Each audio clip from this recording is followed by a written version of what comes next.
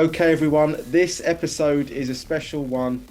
This is all about health, and the person I'm about to bring on, the guest today, I watched his interview with a friend of mine, Patrick, on a Light On podcast, and it blew me away. It's not very often I'm sort of gripped for a whole 2 hours of a show in the way that I was for that one that I watched. And his name is Dan Roytas. How you doing, mate? Good, thanks, John. How are you?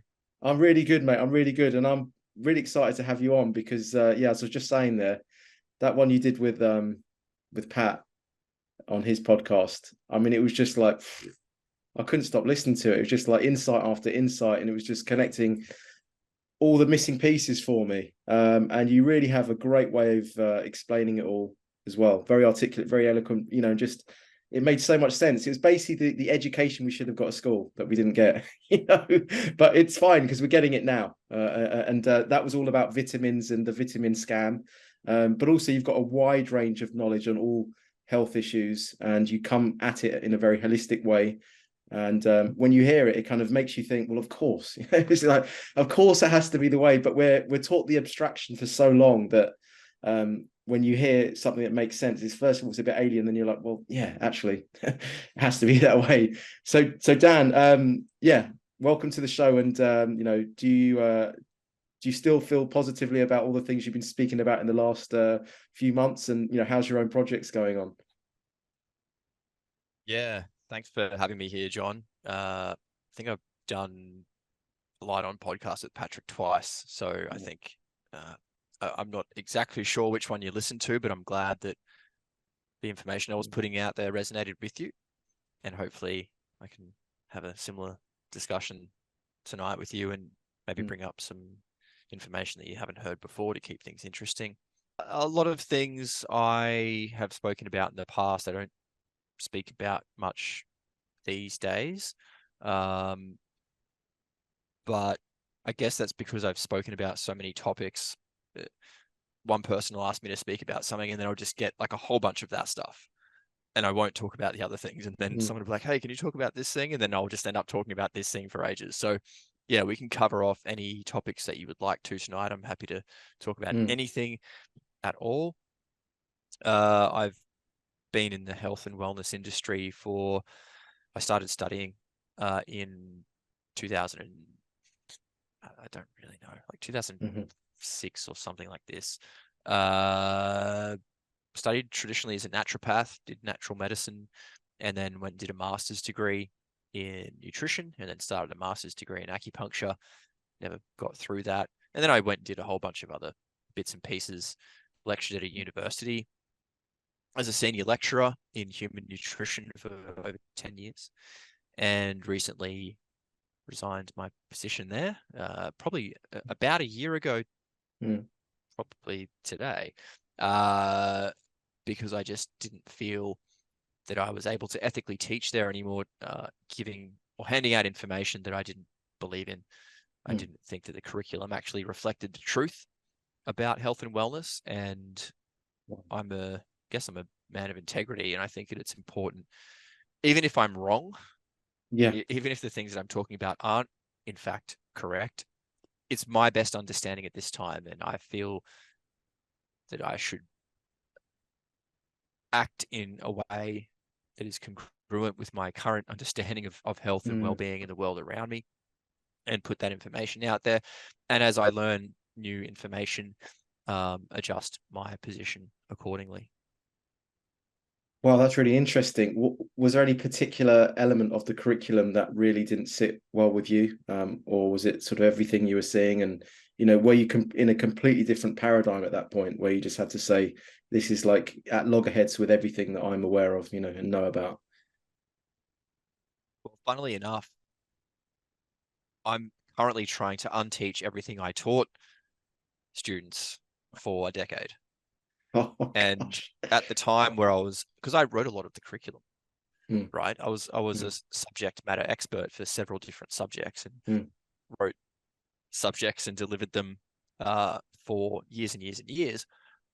And now all the information that I was teaching the students, they're all now regurgitating. And I'm really struggling to now get them to see the light and say, hey guys, actually, I was wrong. All that stuff that I taught you and you paid tens of thousands of dollars for, I was wrong. and they just think I'm nuts. They don't Yeah. want to hear it, and they just keep regurgitating the same information. And I guess that was my fault to some Mm. degree, but I was of the opinion that everything that was in the textbooks that the curriculum was based around was true and correct. And I never thought to look at because when you open a textbook, there'll be some information there, and then there'll be like a number or a reference with a name and a date. And I just assumed that those references that made these claims and statements were factually correct. And it was only in sort of 2020 when I had an awakening, and I thought, actually, I need to go and look at all of these references and see if what they're actually stating is true. And what I found, and I mean, this is just the field of nutrition, I found that most of what was being stated was incorrect. And then I found that most things in the health and wellness field, not just nutrition, our perspective is wrong and we need to course correct. And that's going to be a slow process because we've all been indoctrinated for so long to think a certain way. To undo that to challenge these long held beliefs and undo all that programming can be a long, slow, arduous process for many people. So yeah, I think not just me, but I think a lot of people who are trying to re-educate people in the health industry and just the general public, we've really got our work cut out for us. Yeah. Yeah, we do. And it's funny you mentioned that year as well, because I think that was a turning point for a lot of people. It definitely woke me up in different areas. I think it woke millions up around the world. It probably damaged a lot of people in the same way, simultaneously, but that was a very significant year. And yeah, it's really interesting what you're saying about that. There is this thing about trusting in the authorities when it comes to things like scientific materials, the scientific process, but it's not really scientific because it's just like you said, it's regurgitation. We've been told this is true, therefore we have to just accept that, trust the science, all that kind of jargon that comes out. It's more it's I would say it's more like scientism than actual science, because as soon as you're not allowed to question it, then that's no longer science. It's not real science, is it? And I think we've all seen that in the last few years when you start to question the what's told to you as science. And if you say anything, then you're smeared with all different types of labels with that. That must be a difficult process that you've gone through as well, trying to, like you said, trying to tell the students, actually, just because this has come from a textbook doesn't mean it's true. And they've spent all those thousands of pounds, so there's an investment there, there's an emotional investment, and so it's almost that they're trying to ward off any other opinions at that stage, because it would mean having to upend everything that they've invested in. I guess that's another element to it as well, isn't it? Yeah, that's right. They have to basically throw out everything that they thought they knew was right and everything that they've learned and start again from scratch, which isn't necessarily a bad thing. I don't think anyone should go into any field of science and just expect to learn one thing during their time at college or university and then never have to update their knowledge or challenge their beliefs. Like this, regardless of what field you're in, there's always things changing and new knowledge that comes out. So you're always continually updating. Now, it may not be so much of an update as what we're going through at the moment. I think we're actually getting to the pointy end of the stick now, where there's some key people out there making a bit of noise, and people in certain positions are taking notice. And I think we're at the precipice of a big shift changing. I think that's for the better. But there's still a lot of resistance. And to break down that resistance, I think sometimes you have to do it very gently. And it's just about re-educating someone on one particular point, getting them to see the light and go, actually, no, this was wrong. Being okay to take that upon themselves to admit that they were wrong, wear it on the chin, and then move forward. And then they become more accepting of doing that with other things. Now, for me, that process happened within the space of a few months, where I literally went, oh my God, everything Mm. that I've learned is wrong, and I now have to start from scratch. But that base knowledge that I had was actually really good, Mm. because all the things that I had learned, I knew what was wrong, Mm. and now I could focus on what was right. Whereas if you come into this not knowing anything, and then you start looking through these textbooks, you've got to wade through a massive amount of information, and you don't know your elbow from your ass. Mm. Really, it's like, what is true, what is wrong, what is correct? How do I even approach this? Whereas someone like me, I spent so long looking at all this stuff. As soon as I went through this awakening, I was like, I sort of know where I need to head with this. I know the key resources to look at and the key sort of experiments to look at that underpin a lot of these long-held beliefs that we hold, especially in regards to nutrition. And once I looked at these things, it was like, yeah, it's all nonsense. And this is not to say that the information that is already out there is useless. It's actually quite beneficial when you look at it through a different lens. Mm. So it's not all that, all the experiments and things that we've done aren't redundant. They're actually quite important. But it's just the way that we look at things, I think, is probably the key aspect here. Could you explain that a little bit more then, Dan? Because you said that you realized it was all nonsense, everything you'd learned about nutrition, but at the same time, you are validating in the sense that it's not completely redundant and there was some good to learn from that. Um, could you sort of unpack that a little bit more? Because it seems as though on the one hand, we're taught everything wrong. There is some good in what they're saying, but what is that good that they're teaching us there? I really think when it comes to nutrition specifically, we can get into other topics if we have time tonight. Mm. We are born with that knowledge.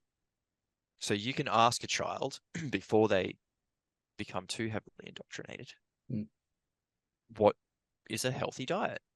And most children, I don't know what it's like now, but certainly when I was growing up, would be able to tell you roughly what constitutes a healthy diet.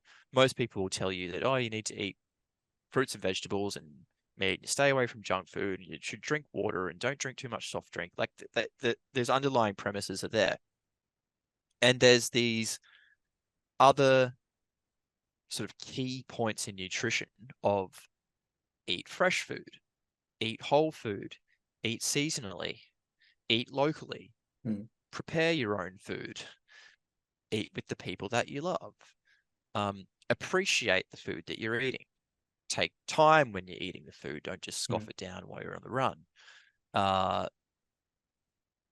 These points, everyone gets taught this in like first year nutrition, but it's sort of like, oh, that's just the baby nutrition. That stuff's not really important. And then we want to get into the nitty gritty stuff. We want to learn about all the biochemistry and all the pathways. We want to learn what tests we need to do to work out what nutrient a person's deficient in, and then how we should supplement them with a particular nutrient and address the deficiency and treat them sort of from a more medicalized perspective. That is all nonsense. The stuff that they learnt in first year nutrition is actually all you really need. But the reason why they don't understand that that's all you need is because they're not taught why those things are important properly. And again, that was probably largely due to my incompetence, but I didn't know. I didn't know any better. Yeah. And we can certainly, like, people hear these words like, oh, eat seasonally and eat locally and eat fresh. And they hear it, they go, oh, it makes sense, but no one does it because they don't understand why it's so important. And when you hear why it's important, as you said earlier, it's like, oh, no shit. Yeah. It makes complete sense. Yeah. You have to go through that stage, don't you? That kind of that slight bit of cognitive dissonance. And then once you've actually taken on board that new understanding, it's like when you see where all the furniture is in the room and then you turn off the light even with the light off, you kind of know, you have an understanding where everything is. You're never going to be fooled again. You know where that furniture is there. Like it's immediately you get it. That paradigm shift, and it was there all along, and it was this, and it's often the simplest thing is the base reality I've noticed for a lot of things, and we've actually taken on the more complicated abstract idea of something and believe that to be true, when actually the truth is something a lot more simple and organic and natural. And like you mentioned there, you said that the child knows. Why would you say a child knows it? Like, what is it about the child that knows this? Well, we're born with this innate Yeah, understanding. Where right. where when you are born, I think you still have a connection to that. They call it like a child. A child is very innocent, Hmm. innocence, but I think we've misconstrued that word, and it's actually inner sense. Ooh, yeah. So they have the inner sense, right? Hmm. They're born that way. It's like the way I answer a lot of these Hmm. questions is I just look at nature, because we are just another part of nature. We are not separate to it, even though we like to think nature exists separately to humans. Hmm. It's a wrong way of looking at things. Um, when a baby horse is born, or a baby pig, or a goat, or a dog is born in the wild, it knows exactly what to eat. It knows what tastes good, what it shouldn't eat, what to stay away from. And it doesn't really question that. It just sort of Hmm. happens. And they will then also learn about what their diet should be from the animals in their pack that they live with, or their herd. So there's also this learnt knowledge. And this happens with humans as well. So we have an innate knowledge and understanding about what we should and shouldn't eat. And then we also learn that as we're growing up in a natural setting. But these days, we're so far removed from living in a natural setting. That's all been turned on its head, and we've lost connection with that. So I think what a lot of these issues can be resolved by getting back to basics, Hmm. essentially. It's just getting back to the real, existing as close to nature as you can. Hmm. And the more time you spend in nature, and the more time you observe and use your 5 or 6 or 7 senses, however many senses we think we have, Hmm. we will start to learn about the world around us and reconnect to it. And then a lot of these questions that we are seeking answers to become immediately apparent. Um, What so do you mean an looking at the example of animals? this is Sorry, mate. Did you mean looking at the animals or just everything in nature? everything. Hmm. All the answers to the questions that we seek Hmm. are that, because look, Mother Nature doesn't lie. The truth is in nature, because that is how it is created, right? Hmm. It just is. There is no like good or bad in nature. It just is. There's no like, Hmm. it's not corrupted. There's no malfeasance or Hmm. malevolence in nature. There's no like trickery or any of this sort of stuff. It is what it is. Uh, Humans lie. So once you have humans with a certain agenda that they want to achieve, they will then lie to other human beings to achieve that outcome. And through that, I think over many, many years, we end up where we are now. And people don't know which way to turn or where to find the answers. Like, oh, who do I listen to? How do I? It's like, just spend more time in nature, get Hmm. yourself out there, look around, see what's actually going on. And yeah, the answers to the questions we seek are all around us.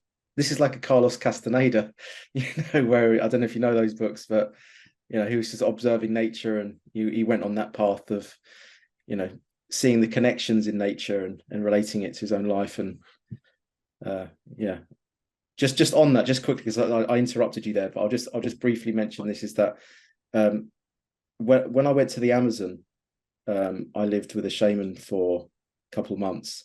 But actually, when we arrived in Iquitos, when we were there, and we took a boat down the Amazon, and we arrived at this tiny little village, on the Amazon River, right on the Amazon River. They told us in their little village, they said the pharmaceutical companies came in to close to this area because there was a very unique medicinal property to this plantation that was quite close to them. And they extracted it. They went back to their lab. They recreated it synthetically, and then they came back and they destroyed the plantation to make sure that it could never grow back, and they'd have the complete monopoly on it.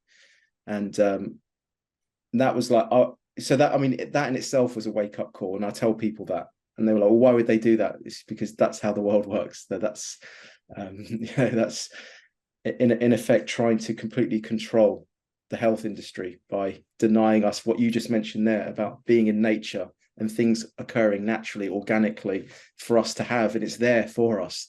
But we seem to think that taking something processed through a lab is going to be more healthy because some men in white coats have told us so, and the man on TV in a suit and tie has told us to listen to them, and everyone at school has told us to listen to them, and the books, and and so on and so on.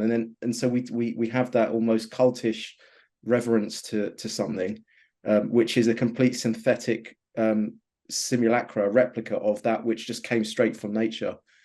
But we seem somehow a little bit resistant to just go straight to the heart of it, straight to nature, and go there. We seem to just want to take the easy path, which is just to listen to whoever's telling us what to do. And I just think that's also a psychological issue that we have as a society, as a human race. It's a kind of it's an outsourcing of our own logical inquiry. We don't want to learn ourselves. We don't want to do that. We want to just trust the man on TV, trust mummy and daddy's got it covered for us. That just, we don't have to do anything. It's like an infantilization. It's not wanting to actually take responsibility for anything. I think it is changing now in the last few years, but we're all starting to wake up a little bit. But I just wanted to share that story just because I thought it fit in well with what you were saying there. Yeah, just on your point, it's an important one that you bring up. There are tribes in the Amazon rainforest who have no confusion whatsoever about what to eat. So you can go and visit these tribes and ask them, what's a good diet? And they'll look at you like, who's this fool? Like, what do you mean? What's a good diet? Because it's just that question has never arisen to them because they're born with that knowledge, or they learn it from the people around them within the first couple of years of their life. But we are in a position at the moment where there's so much confusion about where to eat, what to eat. There's all this infighting. It's like, no, carnivore's the way, no, vegetarian, raw, vegan, keto, high fat, whatever. I mean, there's so much, hundreds of different diets and all this arguing. And we've lost touch with the truth and the reality of the situation. So we're confused. If you go to like a person in the Amazon and say, what do you eat? Well, I eat what's available to me. I eat what's local. I eat what is seasonal.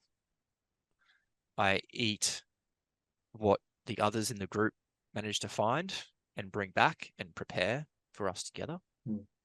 I eat what's natural.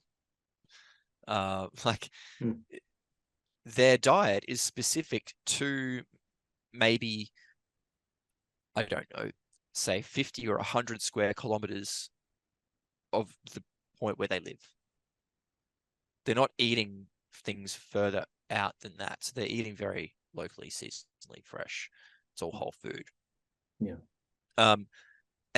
These things are important because nature works in perfect balance and perfect harmony. And we are a part of nature. We are not separate to it. Once you separate yourself from that balance, that harmony, then problems start to arise. So, for example, Mother Nature provides all of the food and the things that a human being and any other animal needs to survive in that immediate environment. So if you're out there sweating and, urinating and defecating and you're excreting your bodily fluids and waste into the environment as a consequence of living within that environment, Nothing is lost or gained. It's just recycled. So it will go back into the earth, and then a tree will absorb it, and then it will create a fruit or a vegetable or whatever, which an animal will eat, and it will go into that animal, and then you'll kill the animal and you'll eat the animal. So it's all recycled back to you. So precisely what you, or maybe you eat a fruit off a tree. So everything that is required to survive within that immediate ecosystem is provided to you by nature. And there's balance, there's harmony, there's no imbalance or dis-ease, which is all dis-ease is. It's just an imbalance in the body in an active state of trying to return back to balance. But then if you stop eating locally, say now they're shipping in oranges from 3,000 kilometers away, and you're not eating the oranges that are local to your environment, the oranges 3,000 kilometers away have all the, say, nutrients and compounds and things within them to support someone living in the environment 3,000 kilometers away, not where you are. Oh, wow. So you eat that orange, and then it gives you things that you don't actually need. The things that maybe you've lost and excreted back into the environment, you're getting an excess of something else that people living 3,000 kilometers away didn't require, which they put back into the environment. So now it's tipped that balance. It's made that it's disrupted that balance, right? So now we get like deficiencies or imbalances or whatever. And I mean, this is just one example of not eating locally. What happens when you start like eating out of season? Because your metabolic processes and the amount of sweat and your heart rate and your thermal output and all these different things vary with the seasons. And again, nature provides you with the things that you require to thrive during that season. But if it's winter where you are, and now I'm eating things that are traditionally only available in summer because I'm using refrigeration or whatever, now my body's like, hang on a second, we don't need this stuff. It's winter, it's not summer. Why are you giving us summer foods? This doesn't make any sense. So it causes confusion and imbalance in the body. So just these very basic, simple things that we take for granted, we hear about eating seasonally, local, fresh, whatever, are so important. This is like the basic stuff. If you don't get that right, then nothing else is going to be right. And like this isn't even getting into like talking about the modern agricultural monocrop farming or spraying things with pesticides or then trying to supplement your way out of a whole food deficiency. Like there's so many other aspects to this. So yeah. I mean, I don't think I would even know what seasonal food would look like. What does that mean? What would that look like in terms? So what would a winter food look like as opposed to a summer food, and in terms of what we need for our body? Every single place that you live. So what a food, say in the Amazon in wintertime would look like would be completely different to say an Indigenous Australian person, what their diet would be in winter, because you're talking about two completely different geographical locations. So there is like nutrition wants to tell you that there is an optimal diet, that there's an optimal amount of carbohydrates and fat and protein and a certain amount of nutrients and all these things that a human needs. They want to try and like pigeonhole everyone into this certain way of eating, and you can't do it. Everyone's diet is so highly individualized, and it's a consequence of the environment that you live in. So to answer that question, how do I know what to eat? It's like, again, go to the guy in the Amazon, or go to the Indigenous Australian living in the middle of the Australian outback and ask them, like, if I'm living in this location, what do I eat? He'll go, see that goanna over there, or see that bush there, that flowers in March, April, and May, and you can get some good stuff off that, but it doesn't flower for the rest of the year. But this one over here is really good through June to August, and you know, then the stream over there, you get some good cod coming down through this time of year. So they know about the landscape that they live in and where to get food. And maybe they say, oh, in wintertime it gets a bit too cold here, so we actually go south, or we go north, or whatever it is. We migrate 100 kilometers north. It's a bit higher up and it's not as cold or it's not as hot. Like they have that connection with the earth and nature and that innate intelligence and understanding, which has been developed over thousands and thousands of years. And that allows people to survive in harmony and in balance with nature. And we don't end up in this situation where we are now, where we're shipping food all around the earth and or across the earth and putting it in plastic packets and storing it in freezers and doing all this crazy stuff to it, because we're trying to live in disharmony with nature. And disease is really just a consequence of how far removed you are living from nature. So you can only be as healthy as the environment or the ecosystem that you're living within. Okay. So this is why all these native tribes, there was no disease, because they were living in complete harmony with nature. But now everyone's diseased because we're living out of balance with nature. Everyone's scratching their heads going, how do we fix this problem? What's the answer to the disease? Oh, it's this diet or it's this supplement or whatever. And it's actually none of those things. Because if you deal with the true underlying cause, what that means is you got to get back to living in harmony with where you are. It means getting rid of all of these sort of processes and things that we've been accustomed to, and shipping food tens of thousands of kilometers or storing it for 6 months at a time or whatever.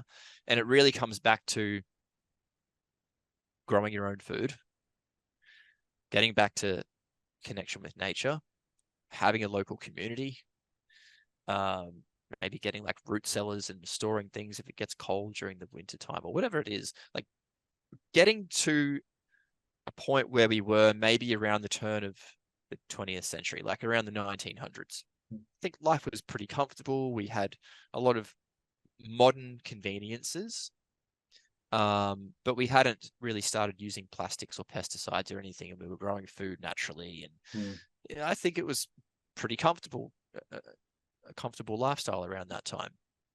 People were growing their own food. A lot of people grew up on farms and this sort of thing. And I think we've got to get back to that sort of lifestyle if we are to survive, thrive, and have any semblance of freedom in this world. Yeah, so we were talking there about the seasonal aspects of foods. So I'm guessing included in that is go to your local farms. Is that sort of the basic sort of 101 stuff with that as well, apart from growing your own food? Because I'm just thinking people that live in cities, it might be a little bit tricky for them. Dan, you there? You've frozen, I think. No, you're there. No, You're just I'm motionless. still here. You're just stoic. Yeah. To be honest, I think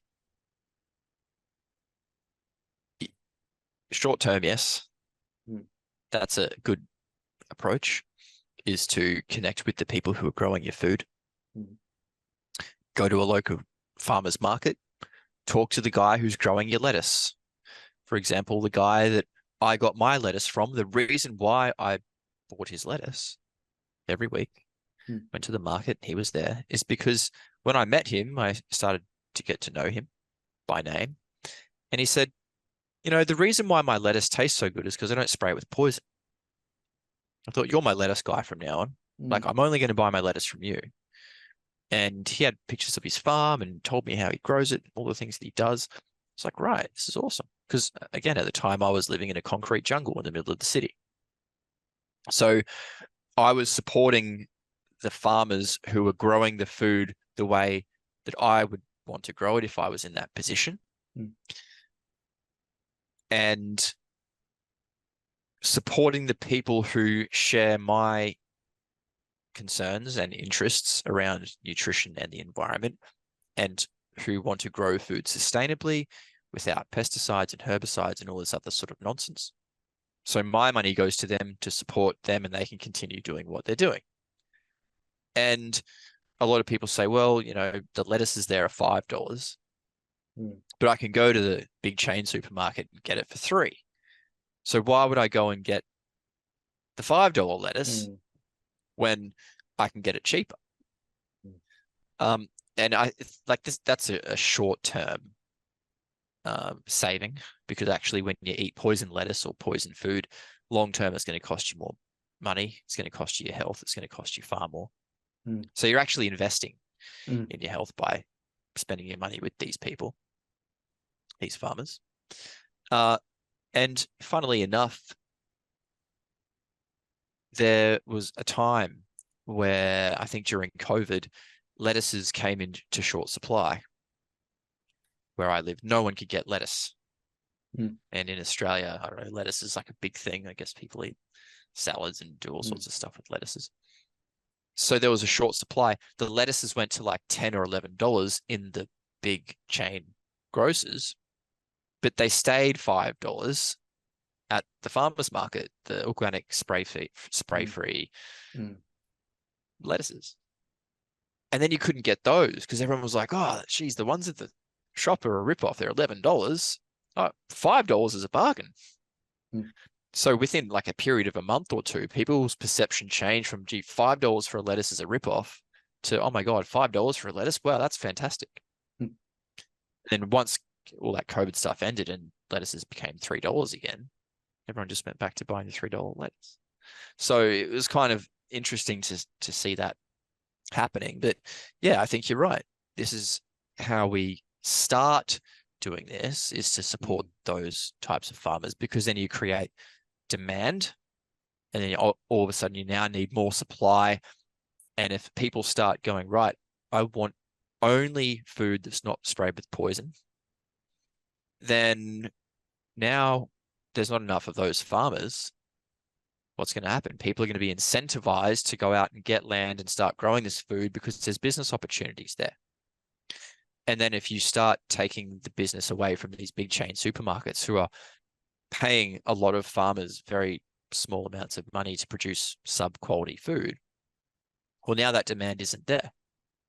So they're going to go, right, what do the people actually want? What are they going to spend their money on? Oh, they're spending their money on the organic stuff that's not poisoned. Well, we need to find more farmers who are growing it this way, or incentivize the farmers that we're buying these products from to grow food that way. So we create change from the ground up with the people. We hold the power. But again, people don't really understand, appreciate, or realize this.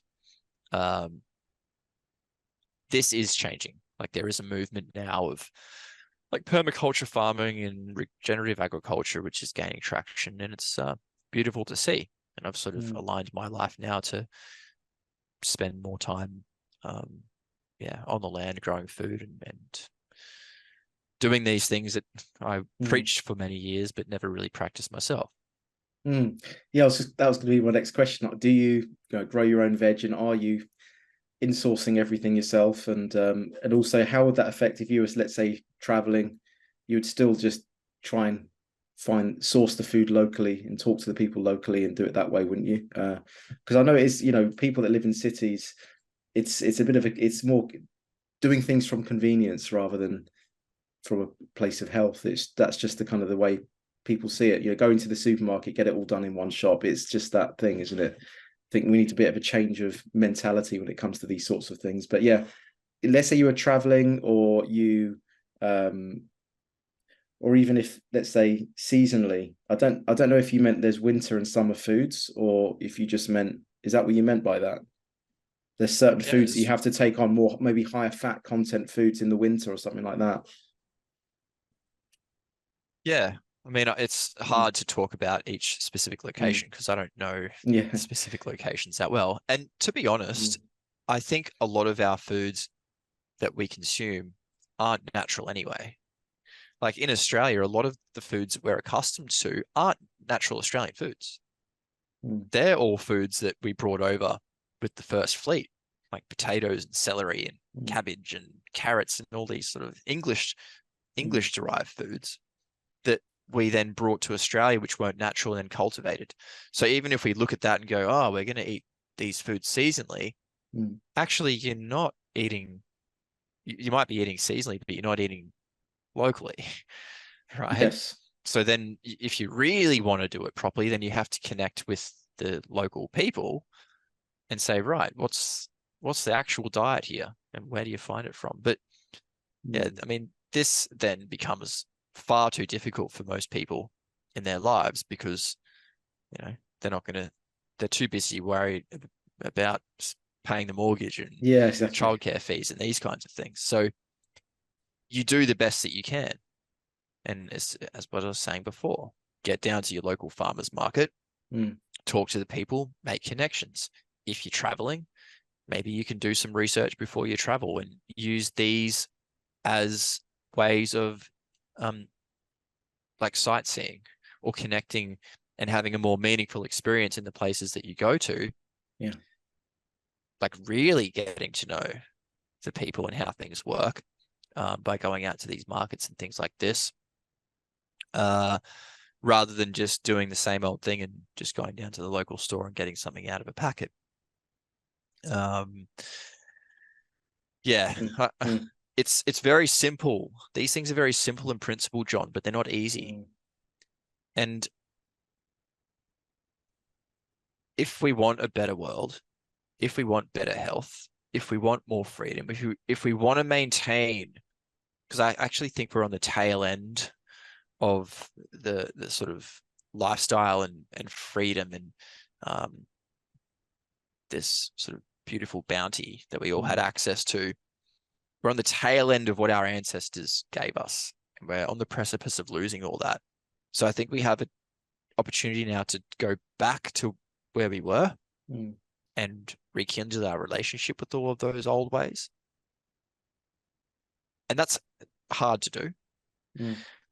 Or do the easy thing now and just keep going in this direction, which might be easy for the next 5, 10, 15 years, but then it's going to get a lot harder because then there's no going back to the old ways. Then you are stuck in this system that is going to control every aspect of your life. And there won't be anyone who's growing these foods the way that we want them to be grown. They will be shut down and controlled, and there will be laws and regulations put in place that mandate or dictate the way that foods can be grown and distributed. And then there's no coming back from that.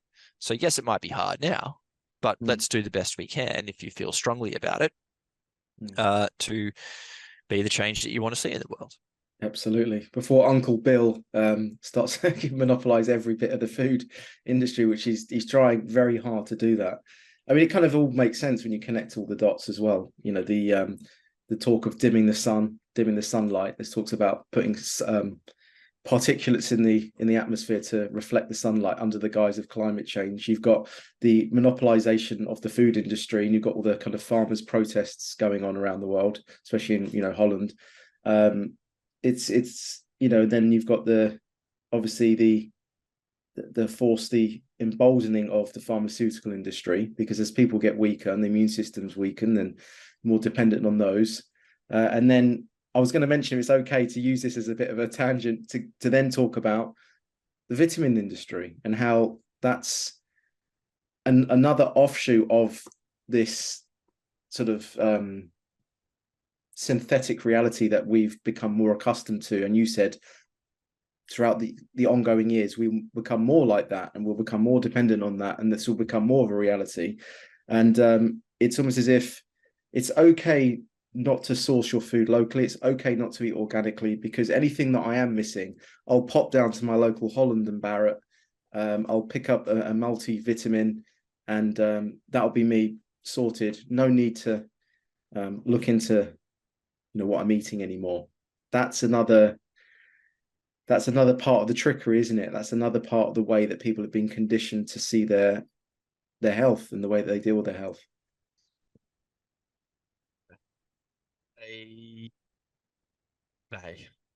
Like the big multinational corporations and people with vested interests in making money from people's health and disease.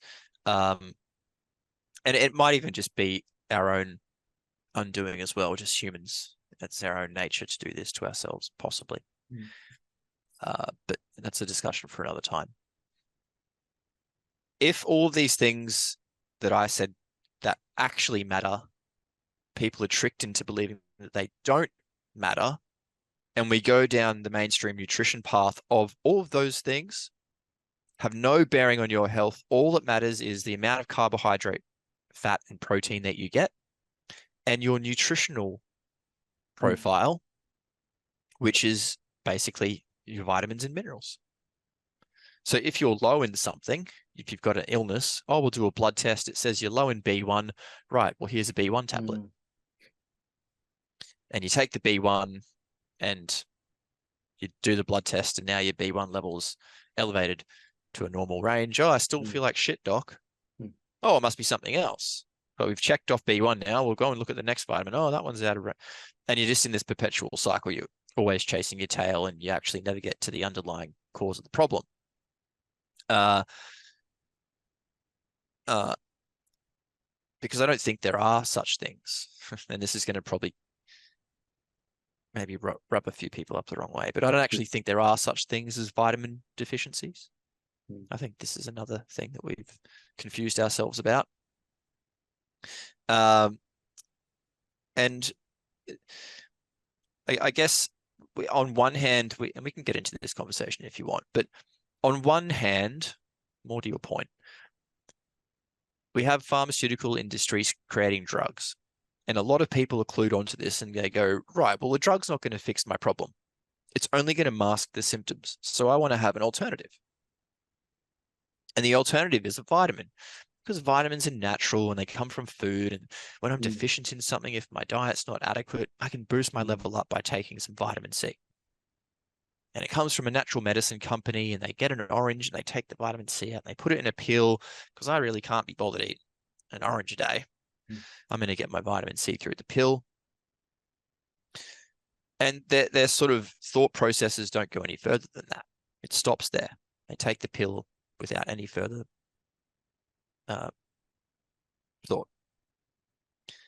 But the fact of the matter is, John, that the people that make the drugs also make the alternative. So the drug companies make the vitamins. And these things don't come from food. They're synthetic. They're made in labs. These things have never been shown to exist in nature. Like, you don't find a vitamin C tree. You don't find a magnesium tree where you just go up and get the magnesium leaf off the tree and you just have pure magnesium. So these things don't exist anywhere in nature. They don't function in the body in isolation. There's many different aspects to this.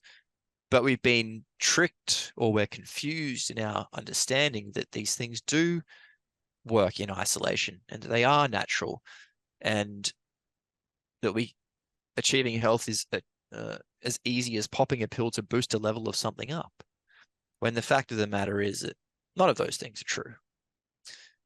But to undo this is very difficult, because we've all been indoctrinated with this understanding about vitamins and deficiencies and all this sort of stuff for a very long time. And again, it's a long, arduous process to undo that. Yeah, absolutely. So when people say that they were deficient in a particular vitamin and then they took it and then they felt better, what would be the response to that then? Are we saying that it wasn't actually the vitamin supplement that helped them?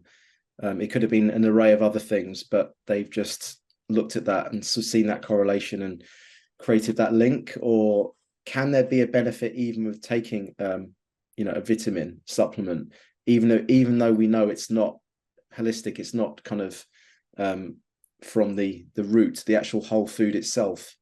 Or do we say these things are completely useless, or does it have any utility whatsoever, vitamins, in any way? Vitamins never been shown to exist inside of food. What's in a pill, it doesn't exist in nature. The only place a vitamin exists is in the bottom of a test tube in a lab somewhere. So that fact alone should ring alarm bells to people and say, why am I actually taking this stuff that's made synthetically from toxic chemicals? All these things are made from petrochemicals. Like, it's all coming from coal tar or, petroleum derived waste products and heavy metals and formaldehyde and all this sort of stuff. It's not coming from food because it doesn't exist in food, right? Is that And right I though? think you Is that so ascorbic, so like ascorbic acid that you would get in vitamin C that doesn't exist in an orange, let's say. no. Wow. And like people might hear this and go, "This guy's nutty." Yeah. Um, I think you, we'll get to the bottom of this because I think Yeah. your listeners are probably going to go, "What?" So Yeah. we will flesh this out. Yeah. But I think you can answer your own question, which you asked before about how Mm. does someone feel better Mm. when they take a vitamin C pill or a vitamin B1 pill, for example.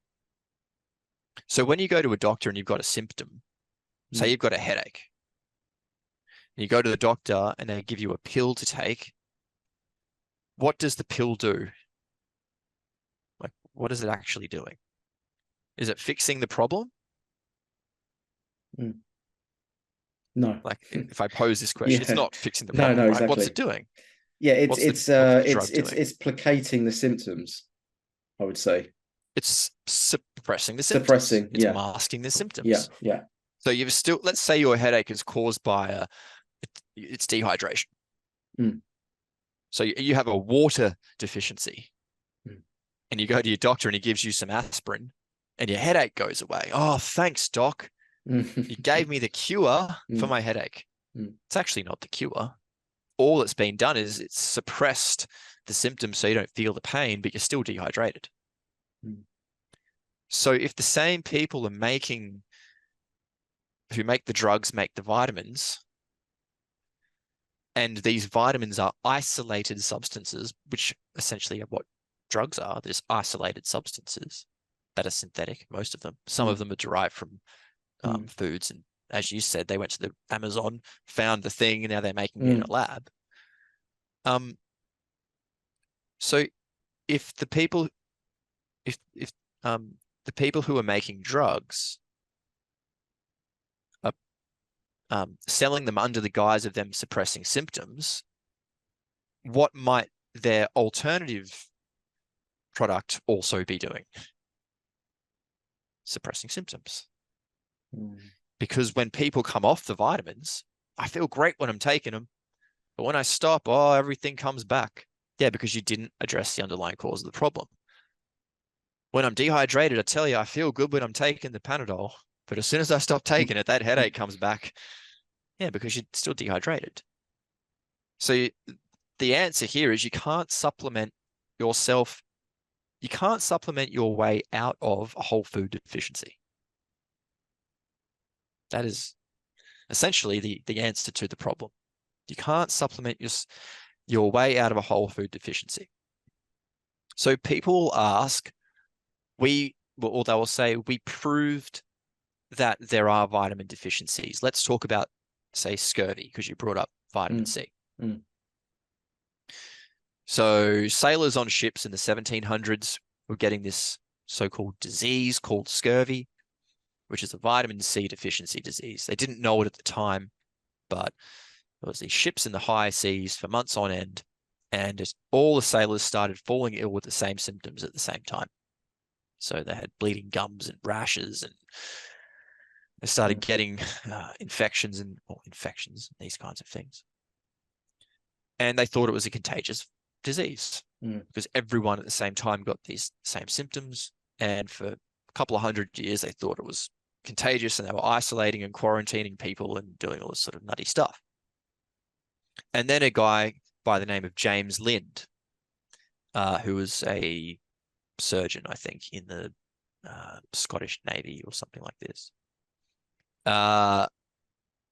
He did an experiment, and he found that when he gave sailors fresh fruits and vegetables, their scurvy went away.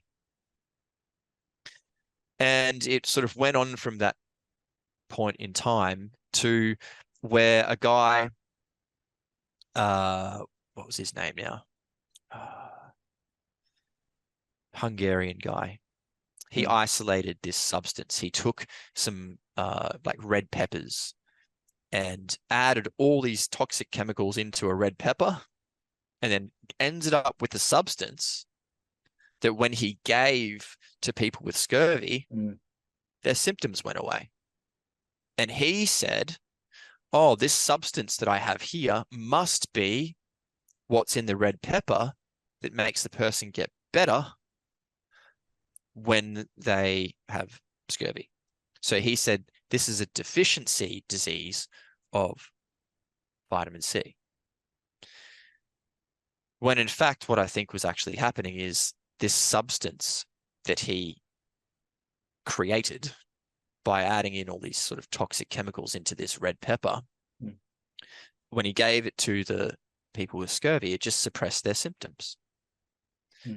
I think what's actually happening here is when people get scurvy, they're eating basically like dehydrated meat and flour.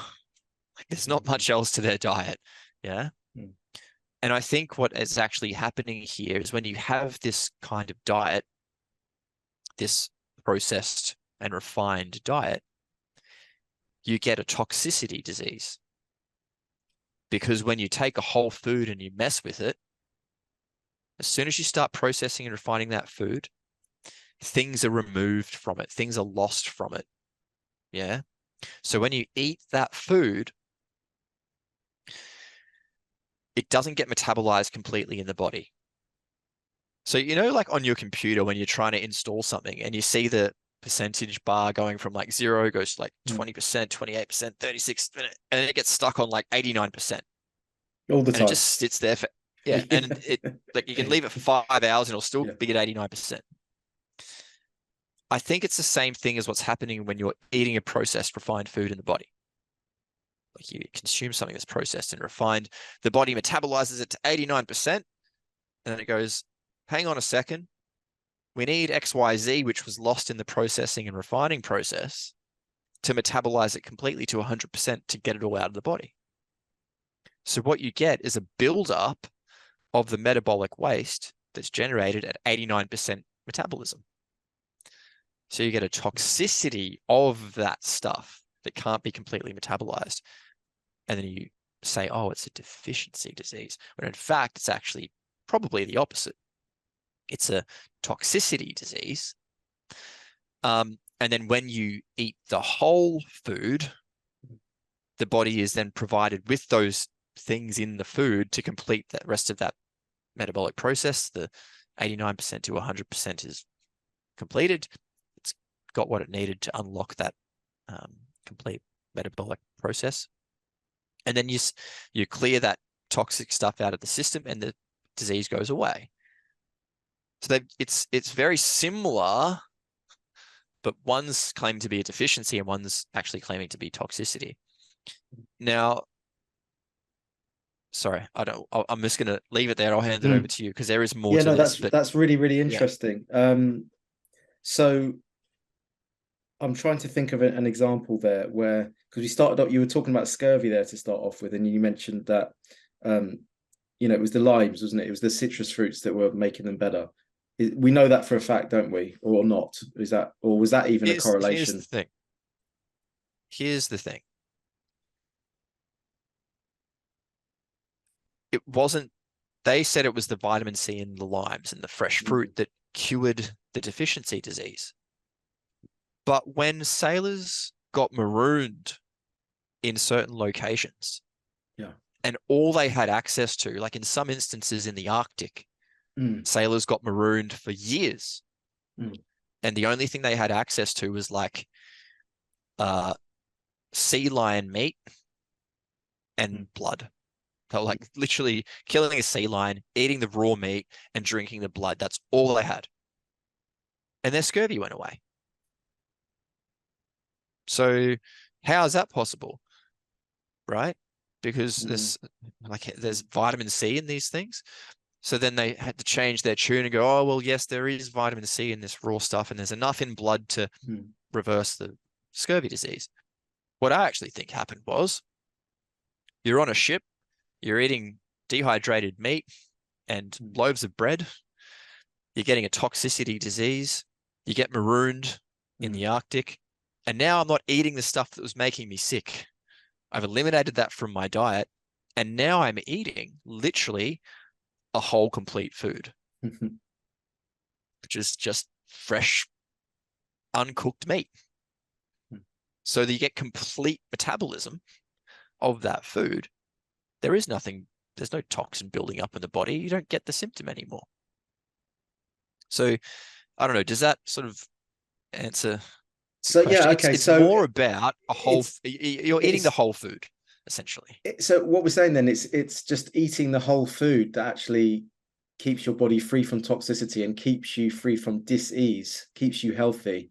But we have taken this line of inquiry where we think it's like reductive. We think that it has to be a missing vitamin that we have in us or something like that, that we need to have to supplement on, and we keep topping ourselves up on all these different vitamins, but actually none of them are actually doing any good. They're all only masking symptoms, making us feel like it's helping us, when actually the true answer is just returning back to nature, returning back to whole foods that your body can metabolize. Is that paraphrased kind of 100%. adequately? Yeah. 100%. Yeah. I also think, because, this isn't my idea, John. Like, I didn't just like come up with this idea. This is all documented in the medical literature. So the guy who discovered the disease beriberi and the cure for that, his name was Eichmann. He was a Danish guy, Danish physician. His theory was actually that beriberi, vitamin B1 deficiency, was a toxicity disease. The guy who discovered B2, he was the same. He said this is a toxicity disease.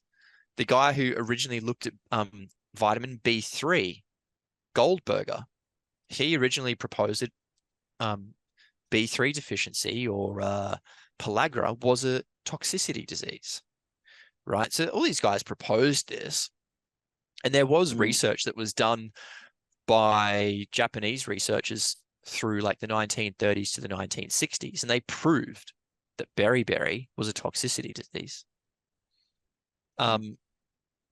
So like how they proved this is beriberi, again, like a deficiency in B1. They said it was caused by eating polished white rice. So when you take brown rice and you remove the husk and you polish it, you lose B1. That's in the husk and the bran. You end up with the polished rice. You eat the polished rice and you get a deficiency disease. So these mothers were eating white rice. They were becoming deficient in B1. They were breastfeeding their children. The children were then supposedly becoming deficient in B1 and getting beriberi. So what the Japanese researchers did, they said that it's not a deficiency disease, it's a toxicity disease.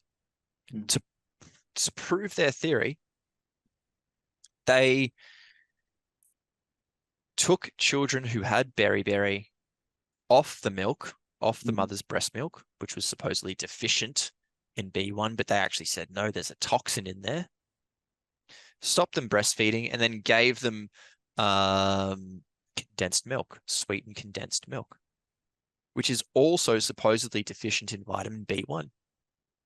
But the children's beriberi went away within days. So they actually cured the beriberi with another food that is also claimed to be deficient in B1. So it's impossible that that's a deficiency disease. So they actually, the reason why the children got better is because the rice, the metabolic waste product that was poisoning them, they took that away. So now they're not being poisoned with that thing anymore. They got given a different food. The body cleared out the toxin, the deficiency disease, toxicity disease went away. Now, that's not to say the way you cure beriberi is by drinking sweetened condensed milk. But what it does point to is that when you eliminate the thing making you sick and you consume a different food, the problem goes away.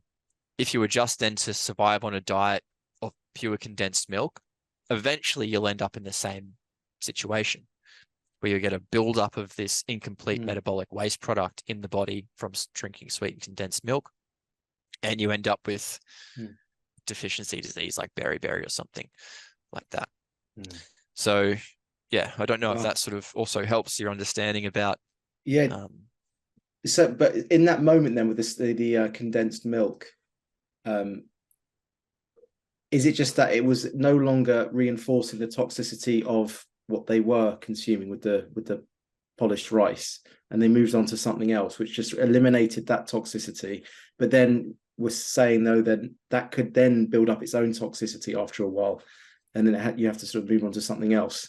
Ideally, you want the whole food that would kind of take care of all of it, but you can almost temporarily shift into another food substance which doesn't have the existing toxicity, and that can actually eliminate that temporary. Is that right? Temporarily. Yeah. Right. Yeah. But that would not be the way to live, is to like eat Yeah. bread and, oh, now I got sick from bread. Well, now I'm just going to eat white polished rice. And because the body requires certain things in real whole foods that if you don't get, and I think what this might be is actually things like water in these whole fresh foods, which I think have a far greater impact on human health and the body than we are led to believe. When that water is absent, then I think we can run into problems. But yes, the changing of the diet, it would be like, oh, I'm drinking too much alcohol. I'm starting to get a fatty liver. So you quit the alcohol, fatty liver goes away, but you take up smoking instead. And then you get Yeah. lung disease, right? Yeah. It's the same thing with like getting rid of the white rice diet and then going into a Oh, I see. So the diet milk, of the condensed milk. condensed milk, it's not the actual case that the condensed milk did anything positive. It's just the fact they eliminated what they were eating before. So they is that Yeah, it was just a different yeah, metabolic waste. Let's say if you yeah. ate white rice, you get Mm, to like 89% metabolism, right? mm, So you get at 89% a certain toxin is produced. mm, Then if you have condensed milk, maybe it only gets to 73% metabolism. So now a mm, different toxin is produced. mm, So to actually increase the level of that particular toxin would take 3 months to get to the point where now you start to develop symptoms. But because you're not eating the thing that was causing the toxicity, the white rice, your body's able to clear that out and your symptoms go away. So it's not a deficiency disease. mm, To also add to this, because like to me, this sounds simple, right? But it's probably confusing for a lot of people. Here's another way to think of it. We're told that deficiency diseases arise. So again, beriberi, pellagra, scurvy, these kinds of things arise from an insufficient intake of a particular vitamin. There are countless human experiments that have been done where people were put on diets supposedly devoid of these nutrients, and they never got beriberi, they never got scurvy, they never got pellagra, not one. There are also instances in the literature where people have fasted for 100 to 200 days, like very long periods of time. And in no instance has any single person who's done a very extended fast ever developed a deficiency disease. Now, we're told that you only have 2 to maybe 4 weeks of vitamin B1 stores in your body. Maybe the same with like B2 and B3. Vitamin C, I think they say like after 100 days or something, you'll start to get scurvy, 6 to 8 weeks or something like this. Maybe 3 months in extreme cases. But people have fasted for longer and they've never gotten a single deficiency disease. So that in itself pokes a big hole in this theory. So like, I'm not saying that I'm right about this, but there's all these inconsistencies that are incongruent with the theory of a vitamin deficiency. So I think at the very least, we should reconsider our understanding about vitamin deficiency diseases and maybe investigate various sort of alternative possibilities. But I don't think that's ever going to happen. Yeah, it's that people take the path of least resistance like they always do, unfortunately, like we mentioned before. what I propose is not really that outlandish. What I propose is that we eat real food. Like Mm. shock horror. Oh, what this guy's, Mm. giving out crazy advice. Mm. I just advocate for people eating real whole food. And people say I shouldn't be eating plant food, or I should only be eating keto, or just, Mm. you know, raw food or whatever. Or plants are bad for you, and or maybe you shouldn't be eating meat. Everyone's trying to find the optimal human diet, right? This is like the age-old question. And people will point to the fact, oh, we shouldn't eat plants because they contain histamine and lignans and lectins and phytates and all these things that make people ill.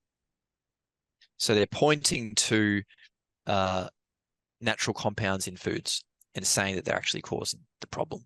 Mm. When in fact, I actually think what's going on is that you're spraying your food with poison, right? And the industry is then using natural compounds in foods as the scapegoat, saying these things are causing the problem. So they scare us about these natural foods, which I don't think would be a problem if we weren't spraying and poisoning and refining and processing and growing monocrops and all these kinds of things.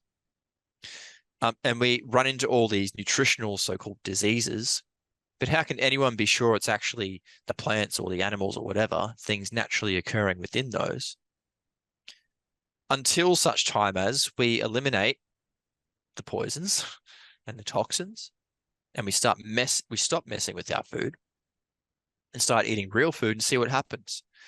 Because if you look through the literature, none of these diseases actually existed.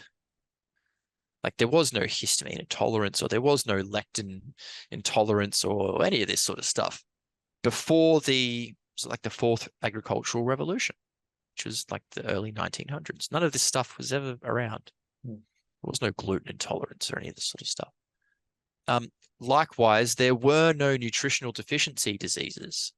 There was no beriberi or pellagra or scurvy or any of these diseases documented in Africa or India or any of these countries before white man came along and they started messing with the food supply. And then all of a sudden, now there's all these deficiency diseases. So I think the answer to all of our problems with when it comes to food is really quite simple.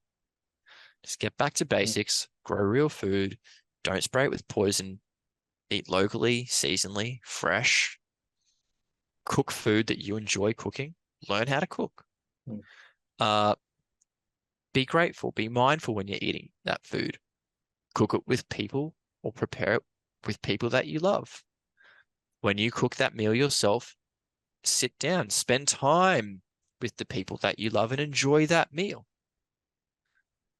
Bless your food. Like, just do all the things that we used to do when we didn't have all these problems. Like, doesn't that make the most sense? Because there was a time in human history, in living history for some people that are still alive today, when none of these things existed. So why don't we just look at what we were doing back then and do that? Instead of looking at this problem and scratching our heads and going, oh, it's a deficiency of this, or it's a compound in the food, or it's, well, we don't know what it is. The answers are already there. It's not rocket science, this stuff. It's just trying to stop people going to a supermarket. I mean, it's I just know what people are like. I mean, it's just convenience, like we spoke about earlier, isn't it? I mean, getting them to actually grow their own veg or go to a local Tesco's, it's just like they're not going to do it, are they? That's the problem. But it's essential. Advice isn't for everybody. And again, like what I'm saying is an advice. Like no one should heed my advice. I'm just giving information. What people do with that is up to them. I guess what I'm saying, this information isn't for everybody. Yeah. There will be a group of people out there who hear this and go, oh, that makes sense. Okay, now I get it. He's confirmed what I've always knew in my heart all along. So now I'm going to make the effort to go and do it. 95% of people might hear this and go, this guy's an idiot. I'm not going to listen to a single word he says. I don't really care about those 95% of people. I care about the 5% or maybe the 10% who actually are going to heed this information and then make meaningful change in their own lives to not only make their own health better, but to improve the environment as well, and the way that we do business when it comes to food. I mean, aside from growing your own veg, what else can you do to get whole food? Like, you're on the road right now. I mean, where would you go? Markets. I'm at Markets, markets yeah, like yeah, three, because I'm traveling through Asia, right? There's yeah, just exactly, markets yeah, everywhere. yeah. So people grow their own stuff in their own backyards, and Mm, like grandma literally cooks the food that mm, day, takes it to the market fresh, and mm, you can buy cheap food like there and mm, consume it the day it was made, probably picked that morning off the tree, yeah. right? Um, and like traveling through Asia, John, has taught me that most of these issues that we're faced with when it comes to nutrition are largely confined. They are sort of spreading into places like Asia and stuff now, but largely confined to the West, like America, Mm, Europe, Australia, like these sort of westernized countries where we have like so much disconnection with our food. Like going through Asia, there's still a lot of people growing food. They're mm, growing foods that have always grown in their local region. They're traditional. They're sort of connected to these old ways that their grandmother used to do it, or their great grandmother did it. They've got these traditional dishes that are like a national dish, and mm, like they're doing what I'm advocating for. And when you come to these places, there is a lot less disease. There's not as many obese people, and the cancer rates aren't as high, and there's a greater satisfaction with life, and people are happier, and all these kinds of things. So it's not like mm, these things are unachievable or unobtainable. People are still doing them to this day. mm, But yeah, the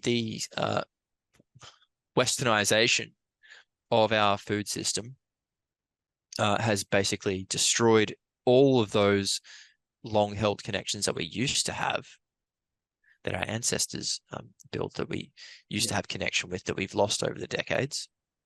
But as I said, we can still get back there. And if we make the change sooner rather than later, I think we can probably save a lot of like the Eastern countries from going down the same path. A lot of these, like, so we call them like developing countries or third world countries. I don't think they're developing or third world at all. Oh, we are. I think they're Yeah. just living. Yeah, Yeah. we are. Yeah. We Yeah. are. Yeah. So again, this all this like reality is inverted and it's all It's a head flipped. fuck. It's And flipped. Totally yeah, inverted. We think that we've made it. We're the developed country. We are ahead of the game. We're the leaders in all the, pioneers of all these different, fields. But actually, we are just this kind of weak photocopy of what it actually should look like.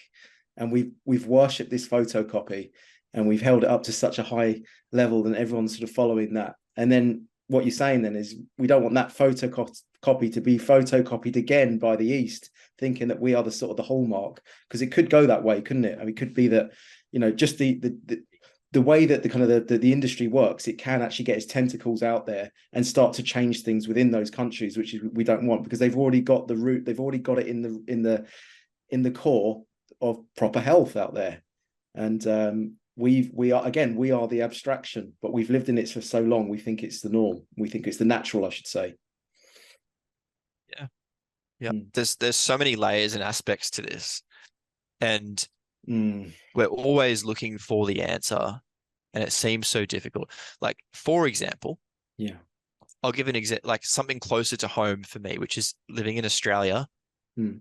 There's the indigenous Australians, or yeah, the indigenous, the Australian natives Mm. are riddled with disease, like diabetes and heart disease and cancer and all this sort of stuff that Mm. was never there Mm.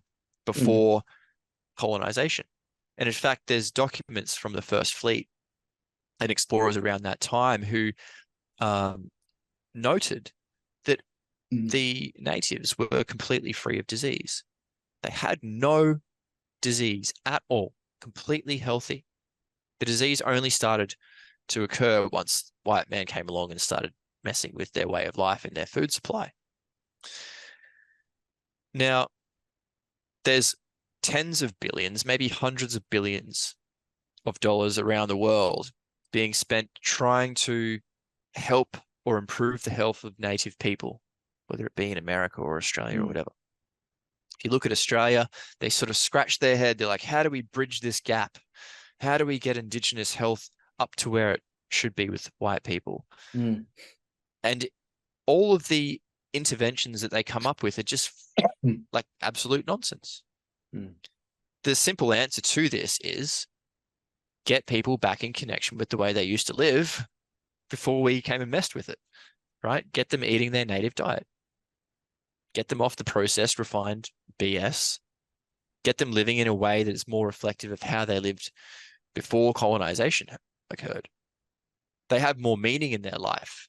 They were more free. They spent more time outside. They were more physically active. They were connected to the ground. They didn't wear shoes. They were outside in the sun. They had community. They didn't have the stress of working a job or this sort of financial obligations or any of this sort of oppression or whatever it might be. If you take all that away, you give the people their freedom back, connect them with their roots, well, the disease goes away. This isn't rocket science. But again, they don't want to find the answer to the problem because you don't want to have a free, strong-willed, self-sufficient population in any country doing these things because then they're hard to control. And once people see that this is actually a reality and it's a possibility, more people will want to do that. And then you lose your grip on your stranglehold on humanity that way once this actually happens. And we've only existed in this fashion that we're accustomed to today for a few decades. Before this, for thousands of years, we'd lived a completely different life and we were all very happy. We were all free and it was a wonderful existence. Yes, there were some things that we didn't have, like maybe emergency trauma care in hospitals and these things that are, you know, a benefit of the lifestyle that we have today. But by far and large, most other things were far superior than what we have today. Yeah, it's funny you say that because we consider ourselves to be the pinnacle of technology and health and everything else. We think it's like this gradual, incremental, betterment of society, but actually, I would see it more like waves. You know, we sort of maybe peaked as a civilization, and then there were interventions that made us drop down in terms of health, but we were made to think as though it actually kept on going. And I think that's true for a lot of things, actually, I'm noticing. But we're tricked into thinking that we are the absolute pinnacle of health and technology, when in fact, things were probably a lot more advanced. And they are under the surface. Like you said, a lot of this stuff is there already. It's nature. Nature's the bedrock. Nature's the thing that's always there, ready for us to find it again and reconnect to it. But we're in our little bubbles. We're in our box. You know, we in our house box, and then we come out of our box, we go into our car, it's another box, we get into our office, it's another box, and we look into a box all day, and then we go from one box to another. You know, it's just and we're popping our pills from a box. You know, it's just it's a strange existence, isn't it? Daniel, can I ask you another question? Can I ask you something on that? What would you say for Western people who are living in the Western world? What does the actual native diet look like? Let's say it's all whole food, though, we're talking about here. Is there any specific part of that diet? What does that diet actually look like? Because I know you've mentioned the keto, the vegetables. You've mentioned a list of all the different possible diets that you can have. What is that optimal diet then? I mean, because you also mentioned at the beginning about a child knows. I don't know if you've noticed child, but they hate vegetables. I don't know, you know, and then when we get older, we think we need to have the vegetables, you know. Is there some kind of intuition there with kids as well? I mean, what does that native diet look like? Is it mainly meat? Is it, you know, what is it? All of the above. It's what is edible and what doesn't kill you. Like what is not a poisonous, like again, if you went into the Amazon and said, what's good to eat? That plant there is good. Stay away from that one because it's going to make you shit your pants for 3 days. Don't eat that snake because it's going to kill you. That frog's good. That tree only fruits in April. You can get some good fruit from that. Like they know what's there. If you look, like they've documented what the Indigenous Australian diet was.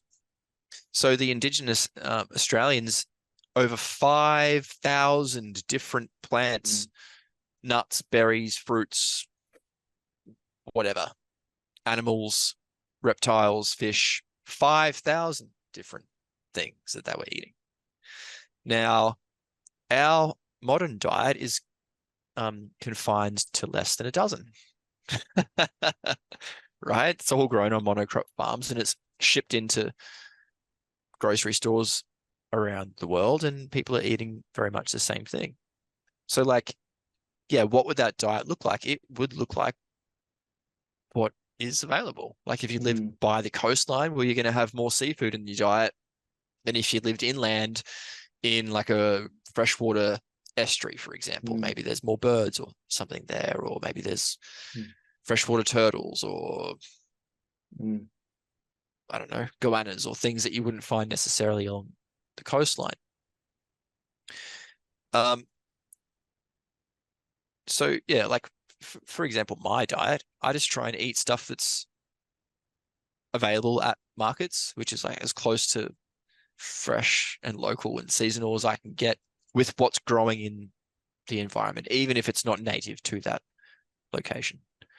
In Asia, it's a bit easier because most of the plants and things here I've found are actually native to the area. You also said, John, something really interesting about children hate eating vegetables. They don't hate eating vegetables because they're vegetables. They develop an aversion to the food because it's poisoned. And this has been established in animal experiments time and time and time again.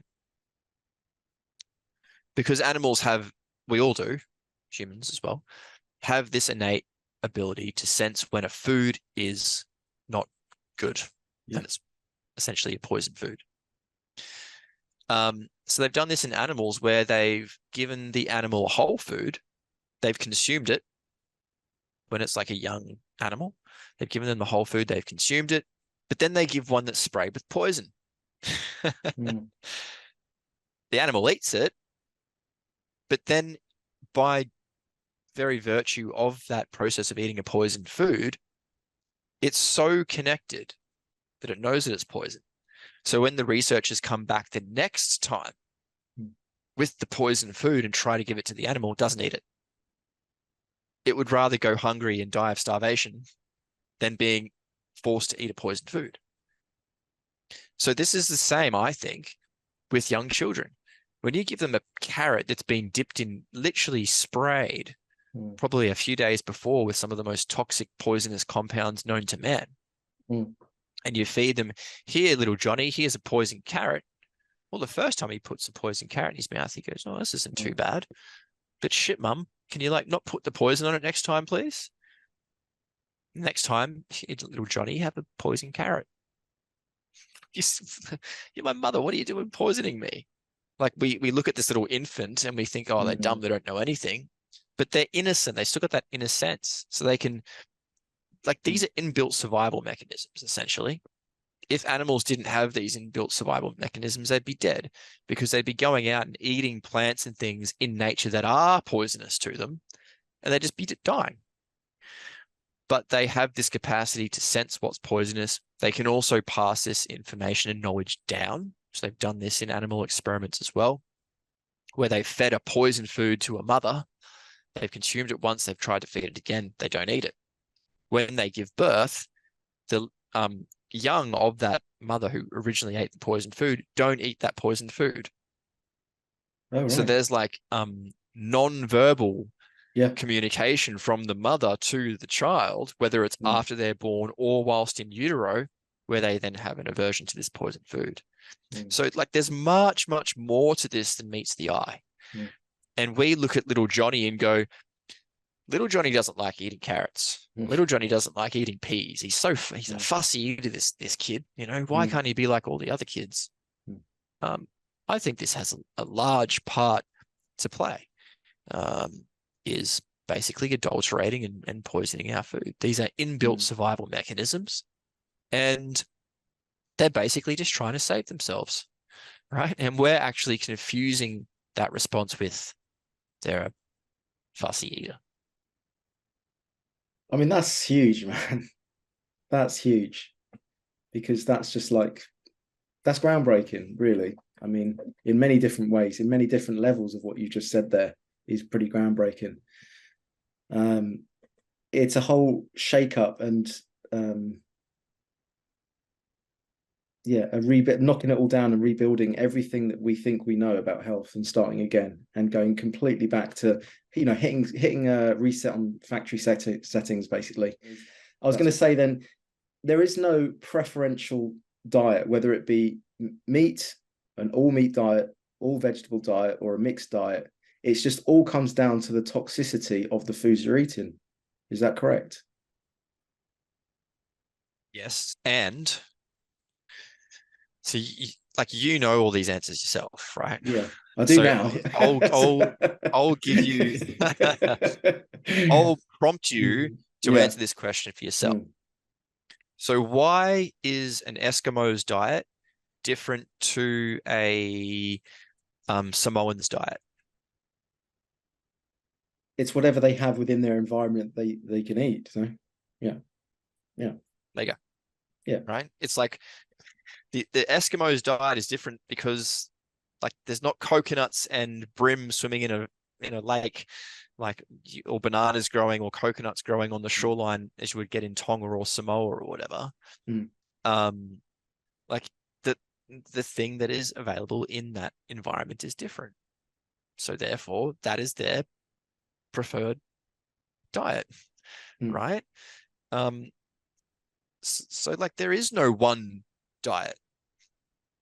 This is the problem. It's like we're trying to go so reductionist to say that there's a food pyramid for every single human being on the earth that they should abide by to get a certain amount of proteins, fats, and carbs, and a certain amount of nutrients.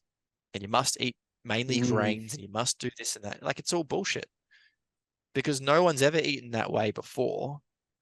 And people in the Amazon or people in the South Pacific on these little island atolls, like they never had nutritionists telling them what to eat. Some of these people lived on islands that were like less than 10 kilometers across. Mm. I'm not sure if you've ever heard of, I think it's Nauru, which is a Yes. tiny little island off the coast of Australia. Like these people had it all once upon a time. And they survived there for thousands of years, Mm. eating what was available on that island quite comfortably. Like they weren't monocrop farming all these grains and things because some government body was telling them to. They were eating fish and maybe some coconuts and maybe some little lizards and berries and things that were available to them on this very small island. And they were extremely healthy. They had an abundant life and free from disease. So like their diet would then be very different to someone living in, say, sub-Saharan Africa. Why is their diet different? Well, because you don't get the same things available in sub-Saharan Africa as you do on a little island atoll in the middle of the South Pacific. But they would still be okay eating the other one's diet as long as it didn't have the toxins in. Well, that's a good question.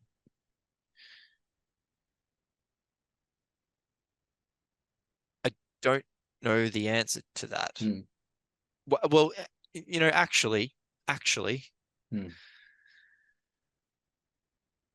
I have given this example before. When I used to teach at the university, a girl came to me one day and said, "Oh, Dan, I'm really sick and I don't know what to do." And she had moved from Thailand like 5 or 10 years before. I said, "When did you start getting sick?"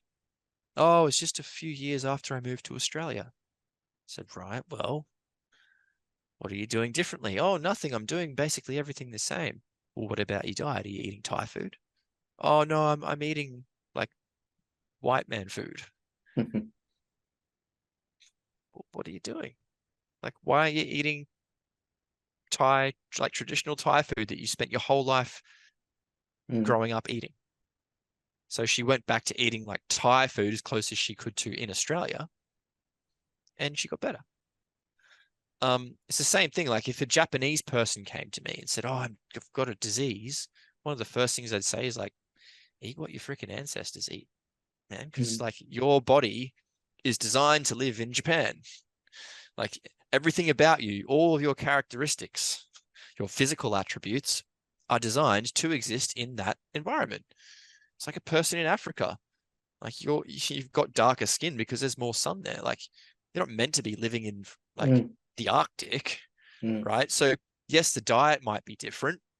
Is that going to cause a disease? Possibly. But also your interaction with the environment is also then different. Not absorbing as much light. You're probably, not connected to the ground as much because you're walking around with fur boots on now, whereas you're accustomed to walking around with no shoes on. Like there's all these other factors that you have to sort of consider. And again, this is another thing that's happened is like we're no longer living where we're meant to live. There's like all this world travel and people who were meant to be living on a little island atoll are now living somewhere that's not conducive for their physiological makeup. I was going to ask you because okay, so Australia, you mentioned this earlier, and you said they've got that kind of white Western diet, the carrots and the whatever it is, like all, and they ship all that in. I'm guessing mainly, do they in Australia? It still comes from Europe, does it? A lot of it does. Yeah. Some of it's still grown in Australia, but we export most of our stuff and we import most of our stuff.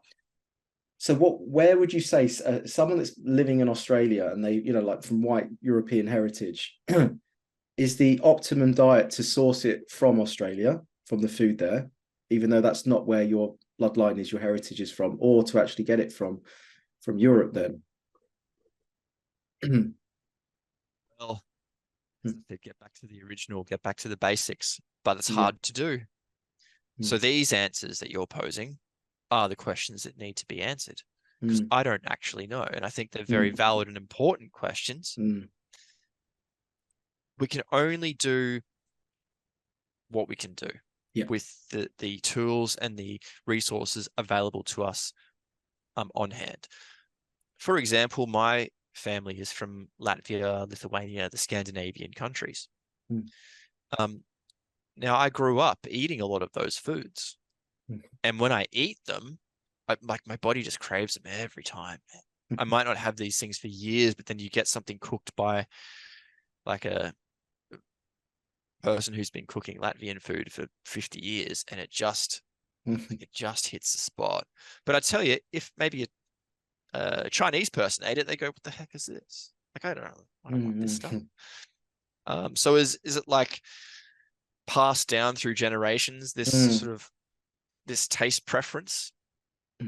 Possibly. I mean, can you train a goat to eat meat? Like, can you take it out of its natural environment and force it to eat something that it doesn't want to eat? I don't know. Maybe Good you point. can. That's a good point. Because actually, when a lot of people, this is slightly different, but on the same kind of way of thinking, you see all these Westerners like piling to the Amazon to do ayahuasca. And I did try it and I did do it. And, I wanted to have that experience doing it. But someone made a really good point. They said, why are you trying to do the schedule of the shamans and all the natives who are doing it, like they're drinking it maybe once a week or something, very regularly? And we're going in there doing it and we're trying to do exactly the same thing, but not even considering the fact that we have our own neurological makeup that has been composed over many, many different generations. And we have that timeline of genetics, and our brains aren't wired in the same way that the natives that have been doing it for hundreds of years or thousands, who knows how long they've been, maybe thousands. Why is it that we think with our little Western and white Western brain that we can go and do it and have the same experience without the same repercussions? It's that kind of thing though, isn't it? I mean, it's about knowing your body, where it comes from, the environment it comes from. How would a gorilla from South America go in Antarctica? Right? Like you can't take What would they an do? I don't animal know. that's I don't know what like, they do. is a polar bear going to survive in the Gobi Desert? I don't think so.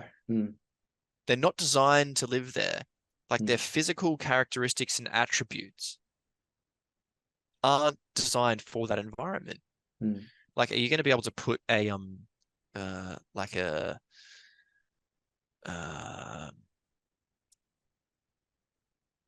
what's the name of the monkey I'm looking for here? Like a macaque or something, Mm. um, which is used to maneuvering through the jungle, swinging from tree to tree Mm. in an area where there are no trees. Like maybe there's like an island somewhere where it's just like low shrubs.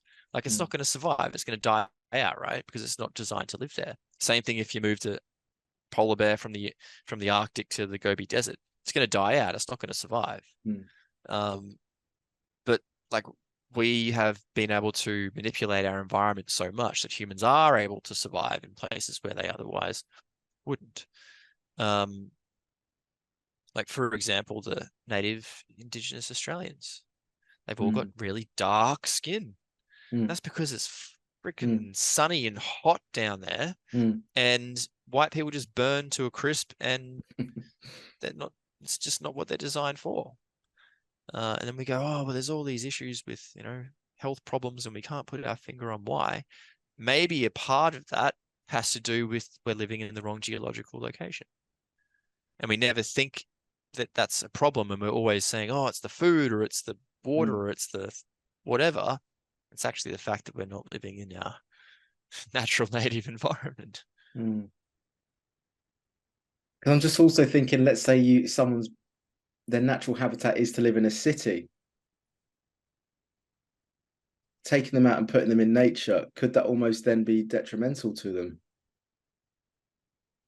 I think this has been done on purpose, John. Mm.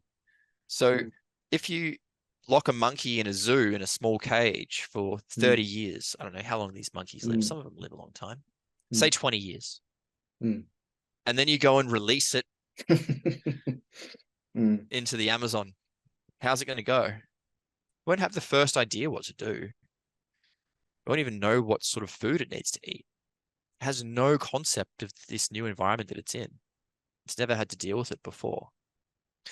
So I feel that the same thing is happening with human beings, that we're all corralled into big cities where we have every single thing we could ever possibly need to thrive. Yeah. We have no needs left unmet. You have an endless supply of food, you have shelter, you have safety, you have entertainment. Mm. Food is literally, you don't even have to get off your couch, and some guy will ride a bike 10K, Mm. pick up the food prepared by someone else, take it to your door, and literally bring it to you on the couch. And all you had to do was press a button on your phone. Now you do that for 20 years. And then one day the lights go out and the power's off, and then lights and power's not coming back on. And now there's 20 million people in a city. None of them know how to find food. None of them know how to find water. None of them know how to find shelter, defend themselves. They don't know their neighbor from, Joe Blow Mm. down the street. There's no community connection. And now no one's bringing you food. There's 20 million people in a very small area trying to find food, don't even know how to find it. So you're all vying for a very minimal amount of resources that Mother Nature was never intended to sustain. It was never intended to sustain 20 million people in Mm. a few hundred square kilometers, like in some of these major cities, like Mm. think of Bangkok or Tokyo or some of these places. So then what's going to happen? Well, those 20 million people are in some serious problems. But if you're living further out and you have this knowledge and this understanding and these qualities about you, you know where to find water, you're growing a little bit of food, you've got a few animals on your land, you've got a water tank, you've Mm. got some rainwater, you're a little bit self-sufficient. Maybe you've taken some martial arts classes and you know some Mm. basic self-defense or whatever it is, or some Mm. basic survival skills. You've got a far better chance of surviving than those other people that have been corralled into a city. Um, so I think a lot of these things may have happened for a reason. Mm. Yeah. And when I realized this, I was like, I got to get the hell out of the city, man. I Mm. can't be in a densely populated area Mm. anymore. not just for these reasons, many other reasons, but you just never know. And like, I was having this conversation. People may say this is a very unrealistic thing. You know, this is like a doomsday type thing, apocalypse type thing. I was having this conversation with a lecturer at the university, and after one of the lectures, it's very, very similar conversation. And this was like 2 months before COVID. Like, oh, could you imagine if this ever happened? And then when COVID hit, there was one big major grocery store in the little city that I was living in, on the river just outside of Brisbane. Maybe like 10,000-ish people living in that area, being serviced by that one shopping center. And within 24 hours of the lockdown being announced, there was nothing left on those shelves. It was gone. You couldn't get access to anything. People were like literally beating the shit out of each other over rolls of toilet paper. Like, you may have heard about this craziness on the news, right? So this situation actually happened, but we still had access to power and water and electricity and these kinds of things. It was just that the food was a problem because everyone wanted the food at the same time, and you couldn't get it. So what does happen if like a freak catastrophe happens and the world's power grid goes down or whatever? People are screwed. And I don't think anything happens by nothing's like a coincidence. Like, nothing just happens out of the blue. These things are happening for a reason. So yeah, got to get back to basics, man. That's the answer. Absolutely. Dan, it's been one of the best episodes I've done, to be honest. It's like I could talk to you all day, but obviously want to value your time, appreciate your time and stuff. It's probably getting late there as well, but I do have one final question, if that's all right. And then what I want you to do is, you've got a book coming out, don't you? And if it's okay, I want us to plug that book just before we sign off, and then I'll also put that in the description below for anyone that wants to grab a copy of that. I just want to go back to a couple of things about the toxicity, because it sounds as though a lot of our issues come from the toxicity in the body, and then we're looking at other solutions, but they're just masking the symptoms. What we had, a little bit like the aspirin example that you gave. We're dehydrated, but we're taking aspirins. Bodies are full of toxins, but we're taking vitamin C, vitamin D3, whatever, that kind of thing. Can you go to, let's say, your local vitamins supplement place, your Holland and Barrett, and pick up anything there? Like, let's say, like activated charcoal or binders that actually remove toxins from the body. Like, is that still valuable? There's still stuff that you can get within these places that actually do help you. Is it just vitamins that are a problem? I mean, I know people that make amino acids and they sell those. Or are we saying none of it's good unless it's within, you talked about it before, the health matrix, it's within the whole, WHOLE, or are there certain things that you can take which do benefit the body? Have I explained that? I don't know if I've kind of covered that in well enough, but I think you get me. I understand exactly what you're asking. Human beings have several essential requirements that must be met in order for them to be healthy. Like a tree, like a plant. If those things are not met, the plant will die, or the plant will be in a state of dis-ease. So those things that a plant needs are essentially the same as what a human being needs. Which is fresh water, needs healthy soil, sunlight, clean air, companionship, needs other plants around. It needs nourishment. Don't spray it with poison, pesticides. Same thing with a human being. We need all of those things. If you're not getting all of those things, say you're missing like 2 out of those 7 things that I mentioned, you're going to be in a state of dis-ease.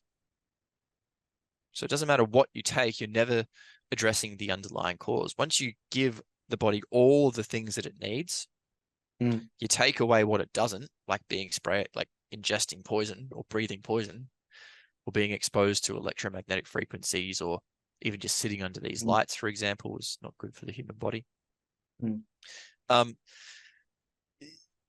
you take away what the body doesn't need, you give it what it needs, and you get the heck out of the way. It will right itself. So you don't need all these fancy pills and potions, right? They don't heal the body at all. Like, I'll give you one example here. A lot of these things that I'm talking about are free and they're available for people to do at any time.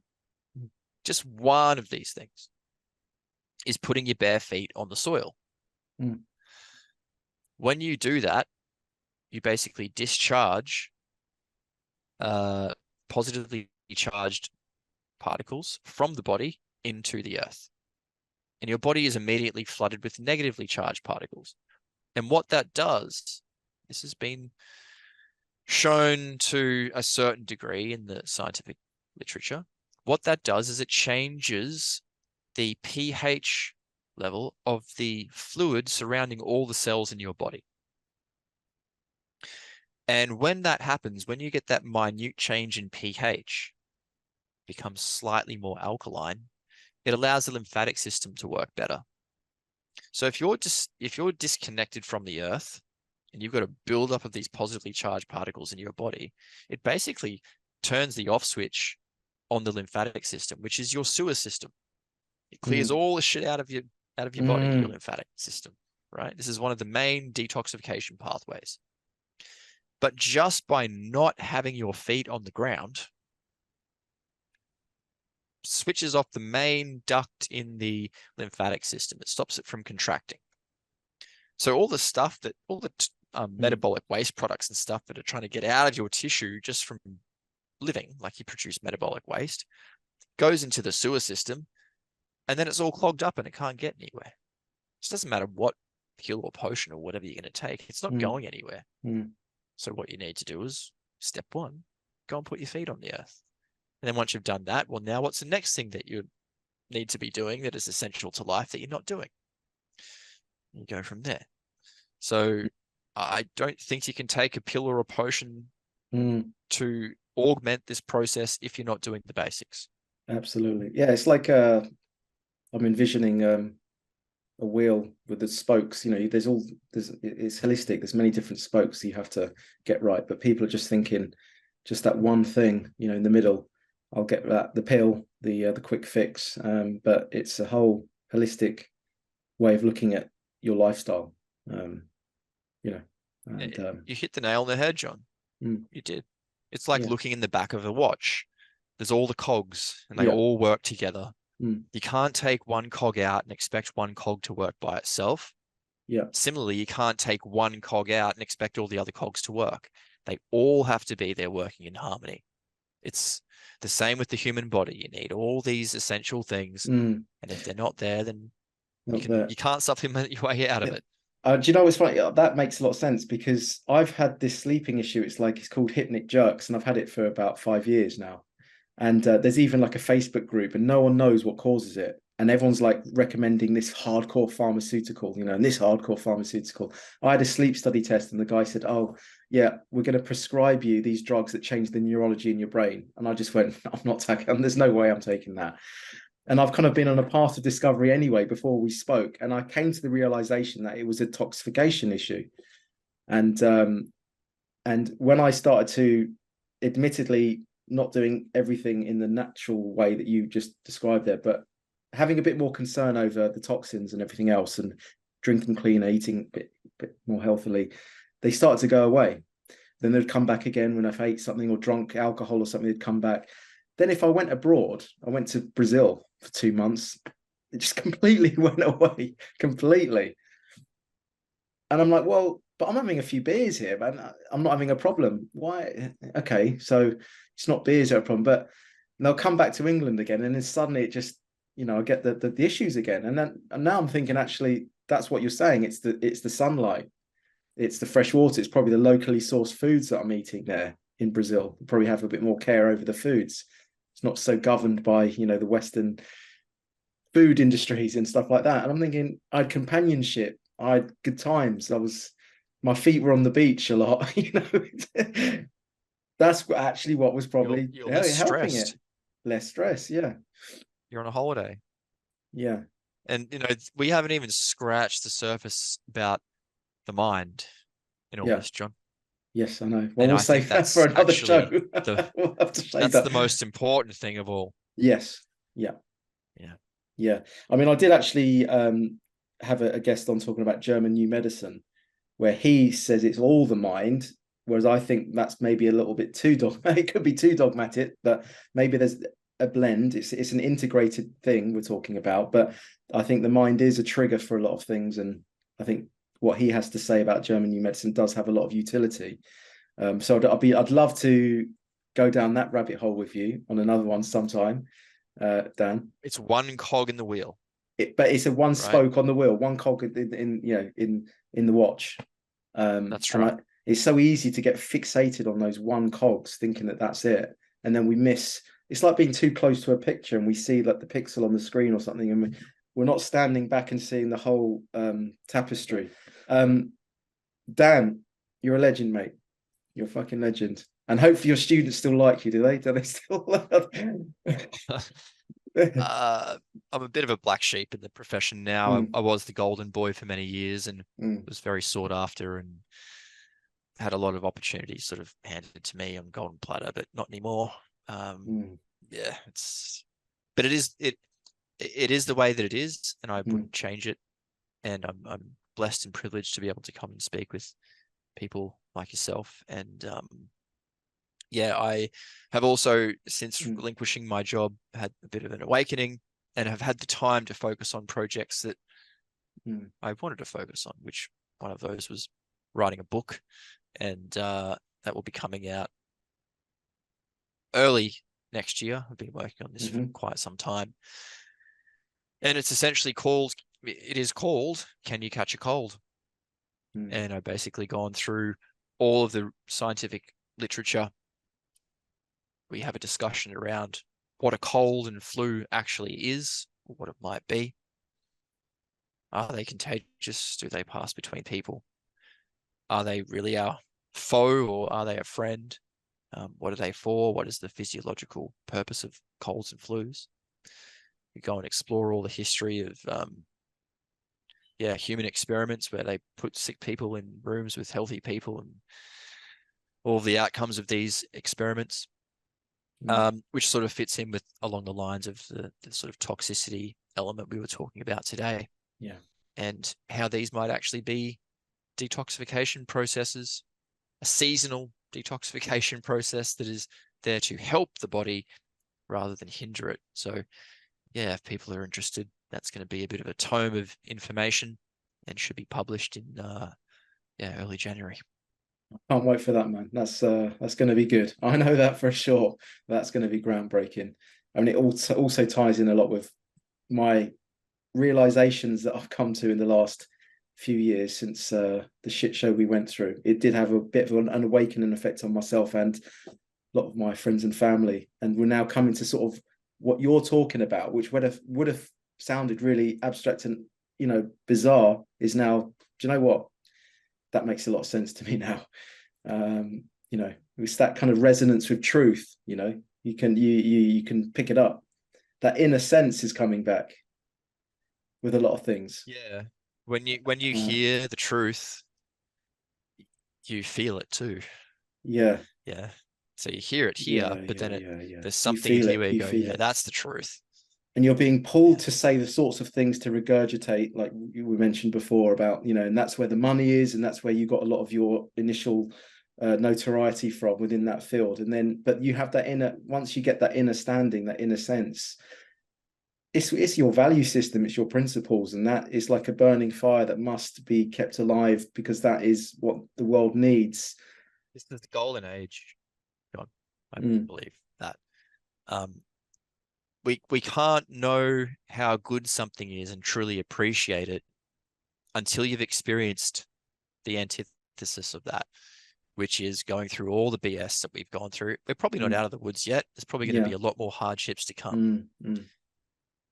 But that is a necessary experience that we all must go through to get to the end point, which I think is going to be, what they call it, like heaven on earth and these kinds of things. We can only get there when we know what we don't want. And how do you know what you really don't want? Well, you have to go through it first. You got to go through the shit. And that's what we're going through now, is like the ugly breakup with that old system. And yeah, this is just a slow burn. It's going to take many years to undo a lot of these sort of long-held Yeah. beliefs and old It's an redundant ugly ways. it's an ugly breakup, but it's almost as if the partner doesn't want to let go. And that's kind of the pull at the moment, isn't it? Yeah. Hanging on And for dear it's life. well, that's all that can happen. And I think once people understand their true power, Mm, like there is far more to us than we realize. mm. Once people understand their true power and what they're capable of doing, like I think it's life on Earth will never be the same. Let's put it that way. And I think it will create something that is magnificent. And I think we're just coming full circle to where we once were Mm. before the system became corrupted. And it's just a matter of time. Brilliant. Dan, on that enlightening note, we'll leave it there. I'm sure my audience will love you. I certainly got a lot out of that. And yeah, I'd love to have you on again, man. Maybe when you bring the book out, we can do another one and we can push the book a little bit closer to the time. But on that note, thank you, Dan. Really appreciate that. And have a great evening. Yeah, you too. Thanks, John.